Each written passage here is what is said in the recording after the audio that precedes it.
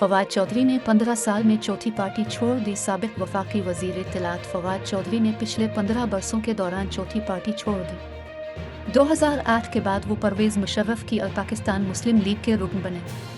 इस दौरान वो परवेज़ मुशर्रफ के तर्जुमान भी रहे। मार्च 2012 में वो पाकिस्तान मुस्लिम लीग से मुस्ताफ़ी होकर पीपल्स पार्टी में शामिल हो गए। उन्हें वज़ीर आज़म यूसुफ रज़ा गिलानी का मुआविन ख़ुसूसी बराए इत्तलात और सियासी उमूर मुकर्रर किया गया। राजा परवेज़ अशरफ वज़ीर आज़म बने तो फवाद चौधरी का ओहदा बरकरार रखा गया। 2013 के इलेक्शन के बाद वो बिलावल भुट्टो के तर्जुमान भी रहे। वो कुछ रोज़ मुस्लिम लीग काफ में भी रहे। जून 2016 में उन्होंने तहरीक इंसाफ में शमूलियत इख्तियार कर ली और 2018 में जेहलम से इलेक्शन जीतकर वज़ीर इत्तलात मुकर्रर किए गए और आज उन्होंने तहरीक इंसाफ भी छोड़ दी है।